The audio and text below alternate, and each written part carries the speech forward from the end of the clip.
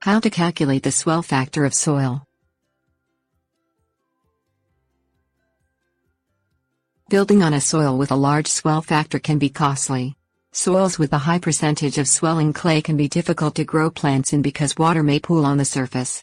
Calculating the swell factor of soil depends on the amount of water it can hold. The swell factor of some soils can be high and create enough force to break concrete.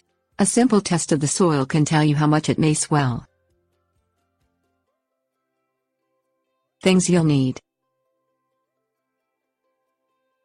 mortar and pestle, 1/8 inch mesh screen, graduated cylinder, cotton ball, distilled water, calculator.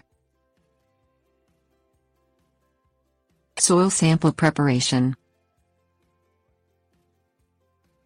Measure about a cup of soil. Let it sit for 48 hours to become air dry. Pulverize all the soil clods, using a mortar and pestle. There is no need to grind up plant debris, gravel or sand. Sift the soil through a small mesh screen. Swell factor. Put an inch of soil in a graduated cylinder. You could also fill the graduated cylinder to a line about an inch from the bottom. Either way, note the exact height of the soil in the cylinder. Place a cotton ball lightly over the soil. This will prevent the soil from becoming too stirred up when you add water.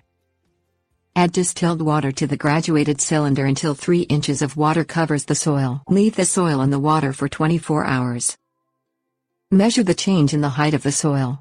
Calculating the percentage change in height from the wet soil to the dry will give you a measure of the swell factor of the soil. For example, if the dry soil was 1 inch high and the wet soil is 1.54 inches high, divide 1 by 1.54 and multiply by 100 to get a 65% swell factor.